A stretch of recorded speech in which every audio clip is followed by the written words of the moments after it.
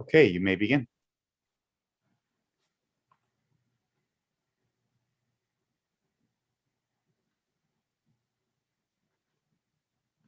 Good afternoon, everyone. It is really a pleasure being here today. I am Andrea, and with me are my team members, Richard and Indra, and we will be presenting to you our findings on our outlook of the Canadian housing market and who we believe will be most impacted by the housing affordability crisis. Before the pandemic, housing affordability in several Canadian cities had become a serious concern, mainly expressed by the millennial generation. In addition, the housing affordability crisis was worsened during the pandemic due to the loss of employment because of businesses shutting down and the inability of some employees to work from home. Based on our analysis conducted in phase one, we have concluded that millennials are most at risk as it relates to housing affordability. Here we have Mark, a 26-year-old millennial who graduated from university a few years ago, and he has a dream of owning a home. Mark realized that the road to home ownership was not as easy as he had anticipated. Mark is currently spending a high percentage of his income on rent and utilities, in addition to repaying his student loan debt. He worries that he will not have enough savings to make a down payment on a house or enough savings to retire comfortably. Like almost 50% of millennials in Canada, Mark is beginning to think that owning a home is just a pipe dream. He surmises that the only way he may be able to afford his dream home is to obtain a second job. Mark's worries are troubling, and as such, we have decided to analyze the factors that may be causing Mark to have doubts about fulfilling his dreams.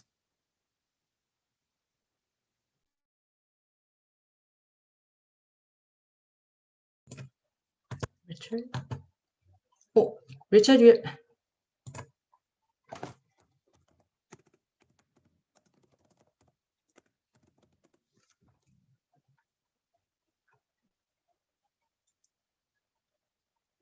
Oh. Sorry, Richard, you might need to restart there. You're muted currently.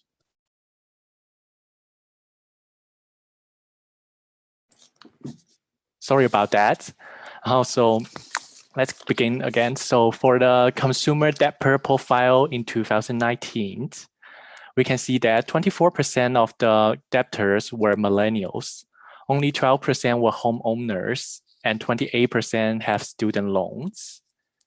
At the same times in 2019, the average price of a house has risen to approximately $571,000. Based on our calculation, we can see that there's a 25% increase between 2015 and 2019. That's the data. There's another data from Statista shows that in 2019, Vancouver and Toronto are the top 10 least affordable cities to buy a house in the world. That's why we can see the housing market crisis is already a problem before a pandemic. So from this graph, we can see that majority of the service-related jobs are occupied by millennials, which provides them with an average income of $42,000, which put them amongst Canada lower income earners. Millennial has been seeing an increase in their debt levels, with debt growing at average of 6% each year, in part to the growing real estate values as indicated in 2019. Generation X has a higher debt to income ratio. The ratio has decreased by 18% since 2010. Conversely, for the same periods, millennials has seen an increase of 21%. Shows that millennials owning more money than they make. When the pandemic hits, a lot of people lost their jobs, and the millennial got affected most since they are the majority of the labor force in Canada. this part is because of the fact that millennials has spent over 30% of their incomes on rent and utilities, which is above the affordability benchmarks. This limits their ability to have enough savings in their account in a reasonable time frame to make a down payment to the house.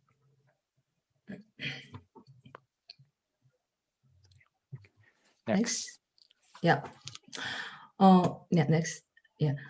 Already facing unfavorable circumstances, that pandemic happened, and millennials were the one most impacted negatively. Unemployment rate increased in most industries, with millennials being affected the most.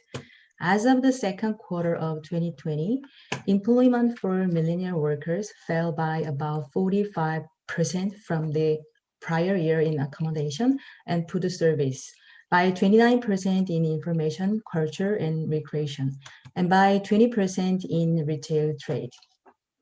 Next. So many people believe that the pandemic would have created a halt or a decrease in house sales. This, however, was not the case, as the demand for housing increased, which resulted in a 25% year-over-year increase.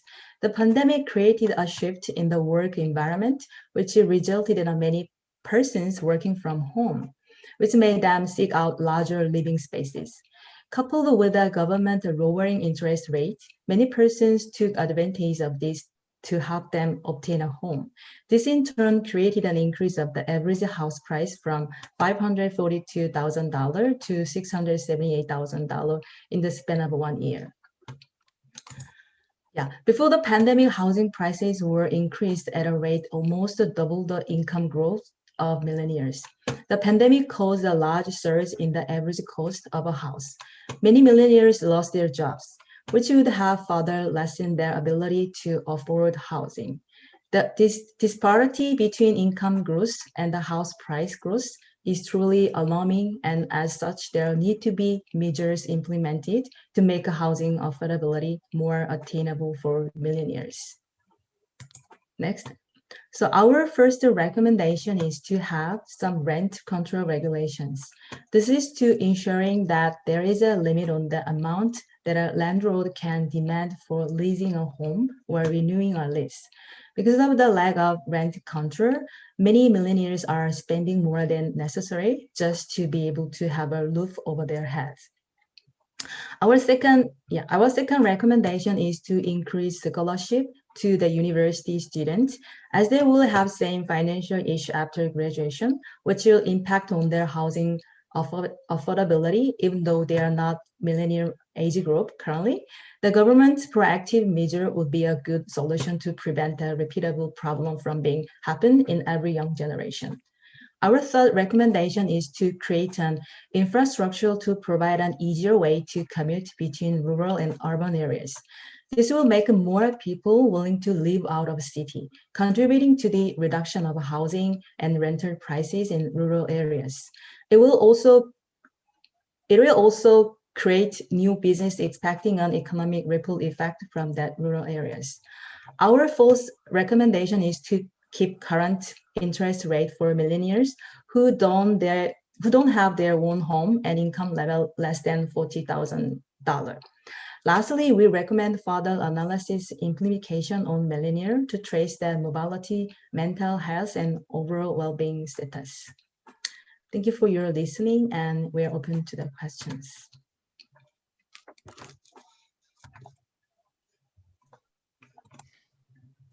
All right, thank you. Judges, at this time, I'll open you up for presentation or first questions, excuse me. Raha, I think you have a question. Yeah, let me just turn my video on. Okay, perfect. Thank you, guys. This was a great presentation. I just want to go back to one of your recommendation, I think the number 3. If you can go back to that slide. So we do see the impact on, we do see the trend of people moving from urban area to the rural, and I think one of your recommendation is to actually make that easier. How do you think would be, what is the impact of people migrating from urban area to rural? You mentioned something around creating business, but one thing we have to think about is people that they are earning more money in the city and they're going to the rural will increase the housing price in the rural area. So what would be some of the areas that you think would help that that impact of increasing prices and impacting the rural area will not have a negative impact? That's what I'm trying to say. It won't have a negative your impact. question. Yeah. Actually, the first purpose to suggest this solution is to spread out the population on all over the Canada areas. Actually, in our research, we found actually there is some kind of shortage of raw material of construction of the house. So we, in order to realize this solution trees, maybe we need to ask the government their construction strategy to arrange their construction plan in the rural area rather than the urban areas. So we can maybe distribute the even level of the construction in all over the countries. So that means that the people will go out to find their house in rural areas, and then aligned with the new transportation, for example, transportation infrastructure, they don't have any problem to commute to the city, and then they just get back home after they finish their work. And then also they live in the rural areas, so the population is growing in the rural areas, so that economy will be boom again. So that will contribute to the overall economic development in Canada. That was our proposal. Yeah. Thank you. So if I could ask a question, that was I really enjoyed the presentation. Your recommendation about the interest rate for millennials. How do you think that's going to affect the other concern that is pertains to millennials and others in Canada about personal debt? So there's a big concern that people are highly indebted, and that actually low interest rates have driven that very, very high level of personal debt. So can you, excuse me, can you say that again? Can you ask me a question? I didn't understand exactly. So that you mean that only that giving the favorable on the millennials, how will gonna be impacted on other human age group? Is that no, less about that. So one of the concerns about all population group, all different age groups in Canada, is that there's a high level of consumer debt. I'm sorry, I should turn on my video. That there's a high level of consumer debt, and if the interest rate is kept low, I mean, it still does has to vary. It will vary at some point. If there's some kind of interest rate discount, then I guess two potential things could happen. One is we could see a growth in consumer debt, and in the OECD, Canada is already quite a bit higher than any other country in consumer debt as a percentage of GDP. And then the other concern is that it'll actually drive house prices up. And that's essentially one of the factors that people believe has led to high house prices already, is because people's payments are so low. So anyways, how did that factor into your logic around choosing that recommendation? Yeah, we also consider that two factors. If the interest is low, maybe people more are willing to buy more house, and that means that housing price will increase. Also, that the people will have more debt, so that we specify that specific group like millennials, because we are focusing that the impaction by the COVID or housing affordability is on the millennial groups. So we just wanted to give a bit more favorable on millennials.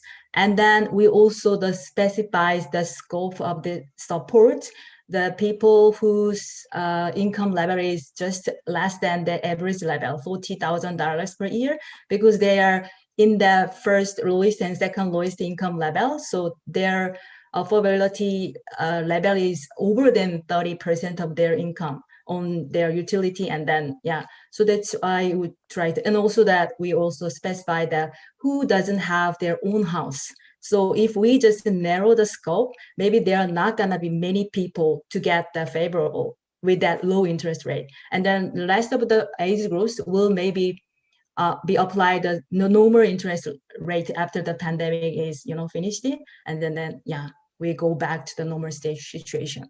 So we thought that's gonna be a big impact in over age groups, but and then we just can give some more favorable on millionaires. That was why. Thank you. Yep. Thank you.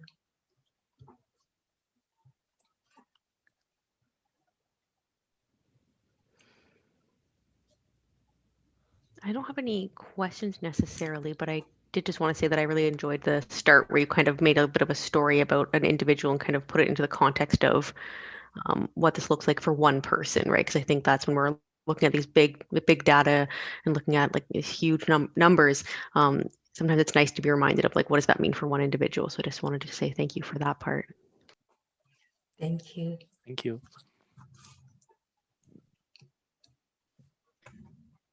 Okay. If there are no other questions from the judges, at this point, I'd like to say thank you for your presentation, and we can wrap this up. We are a little bit early, so that will give the judges a couple of minutes just to enter their figures, and we will start the next presentation 6 on time at 1:30 p.m. Thank you very much, everybody. Thank you very much. Bye. Bye. Have a great day.